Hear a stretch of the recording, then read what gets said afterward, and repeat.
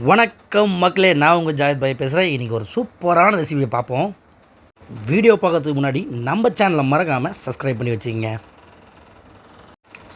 இன்றைக்கி பார்த்தீங்கன்னா இந்த கேப்சிகம் வச்சு தான் இன்றைக்கி சூப்பராக ஒரு ஸ்வீட் செய்ய போகிறோம். என்னது இதை வச்சு ஸ்வீட்டா அப்படின்னு நீங்கள் நினைக்கலாம். ஆமாங்க, இந்த கேப்சிகம் வச்சு தான் இன்றைக்கி நம்ம ஸ்வீட் செய்ய போகிறோம். வீடியோவை ஸ்கிப் பண்ணாமல் ஃபுல்லாக பாருங்கள், அப்போ தான் உங்களுக்கு புரியும். வாங்க இந்த கேப்சிகமை ஃபஸ்ட்டு கட் பண்ணி எடுத்துக்கலாம். சமைக்கிறோம், பயங்கரமா ரசிக்கிறோம். இன்னைக்கு ஒரு புட்டி. இப்போ நம்மளோட கேப்சிகம் எல்லாமே கட் பண்ணி எடுத்தாச்சு. நெக்ஸ்ட்டு பார்த்தீங்கன்னா ஒரு ஜார் எடுத்து அதில் கட் பண்ண இந்த கேப்சிகம்லாம் வாஷ் பண்ணி போட்டு ஃபைன் பேஸ்ட்டாக அரைச்சி எடுத்துக்கலாம்.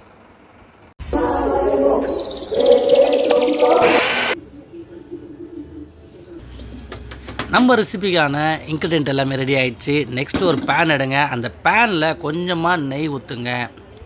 ஸோ நெய் நல்லா சூடானதுக்கப்புறமா கொஞ்சம் ட்ரை ஃப்ரூட்ஸு கொஞ்சம் ஆட் பண்ணுங்கள். ஸோ அந்த ட்ரை ஃப்ரூட்ஸு கொஞ்சம் ஆட் பண்ணிக்கிட்ட பிறகு நல்லா கொஞ்சம் கருன்னு கொஞ்சம் ஓரளவுக்கு நல்லா ஃப்ரை பண்ணி எடுத்துருங்க. ஃப்ரை பண்ணதுக்கப்புறமா நம்ம ஃபைன் பண்ணி வச்சுருக்க இந்த கேப்சிகம் பேஸ்ட்டை அதில் அப்படியே போட்டு நல்லா ஒரு 5 to 10 மினிட்ஸ் இதே மாதிரி இதே ஃப்ளேமில் அப்படியே கொஞ்சம் பரட்டிகிட்டே இருங்க.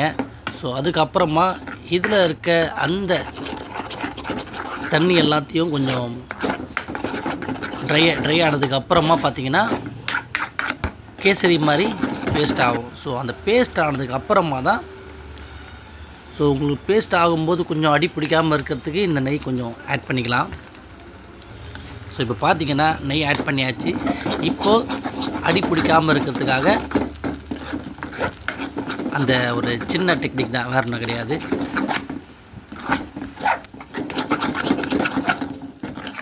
இப்போ நம்மளோட குடை மிளகாய் ஹல்வா ரெடி ஆயிடுச்சு. நெக்ஸ்ட் இதில் என்ன ஆட் பண்ண போகிறோம் அப்படின்னு பார்த்தீங்கன்னா சர்க்கரையை ஆட் பண்ண போகிறோம். ஸோ இதுதான் அந்த ஹல்வாக்கான ப்ராசஸ். ஸோ சர்க்கரையை எப்படி ஆட் பண்ணுறீங்கன்னா, நான் போட்டிருக்கிறது அளவு பார்த்திங்கன்னா 4 சின்ன சைஸில் குடமிளகாய். அந்த 4 சின்ன சைஸ் குடமிளகாய்க்கு ஒரு 250 கிராம்ஸ் சர்க்கரையை ஆட் பண்ணியிருக்கேன். ஸோ நீங்களும் இதே மாதிரி உங்கள் வீட்டில் ட்ரை பண்ணி பாருங்கள். ட்ரை பண்ணி பார்த்துட்டு நம்மளோட இந்த ரெசிபி எப்படி இருக்குன்றத கமெண்ட் பாக்ஸில் மறக்காமல் சொல்லுங்கள். அது நல்லா வந்ததாலும் சரி, உங்களுக்கு நல்லா வரலனாலும் சரி, எனக்கு கமெண்ட்டில் சொல்லுங்கள். என்னோடய ரெசிப்பியை இதே ஃபார்மேட்டில் நீங்கள் ஃபாலோ பண்ணிங்கன்னா உங்களுக்கும் சூப்பராக ஒரு குடைமிளகாய் அல்வா கிடைக்கும். மறக்காமல் இந்த குடமிளகாய் அல்வாவை நீங்கள் உங்கள் வீட்டில் ட்ரை பண்ணி எனக்கு கமெண்ட்டில் சொல்லுங்கள் மறக்காமல். நம்ம ஏஜே கேட்ரிங்கோட இந்த கேப்சிகம் ஸ்வீட் ரெசிப்பியை மறக்காமல் நீங்களும் உங்கள் வீட்டில் ட்ரை பண்ணி பாருங்கள். ஸோ நான் இப்போ ரெடி பண்ணிட்டேன். ரெடி பண்ணிவிட்டு என்னோடய தம்பிக்கு எடுத்துகிட்டு போய் ப்ரெசென்ட் பண்ண போகிறேன். ஸோ என் தம்பி சாப்பிட்டு என்ன சொல்கிறான் அப்படின்றத நீங்களே பாருங்கள். என்னோடய ரெசிபி எப்போவுமே என் தம்பிக்கு ரொம்ப பிடிக்கும். அது ஏன் அப்படின்னு கேட்டிங்கன்னா, எப்போவுமே புதுசாக நான் ஏதாவது ட்ரை பண்ணிகிட்டே இருப்பேன். என்னோடய இந்த ரெசிபி என் தம்பிக்கு ரொம்பவே பிடிச்சிருந்துச்சு. அண்ட் உங்களுக்கும் பிடிக்கும்னு நம்புகிறேன். நீங்களும் வீட்டில் மறக்காமல் ட்ரை பண்ணி பாருங்கள். அண்ட் இந்த வீடியோ உங்களுக்கு பிடிச்சிருந்தா மறக்காமல் இந்த வீடியோக்கு ஒரு லைக் பண்ணுங்கள் அண்ட் சப்ஸ்கிரைப் பண்ணுங்கள், கமெண்ட் பண்ணுங்கள்.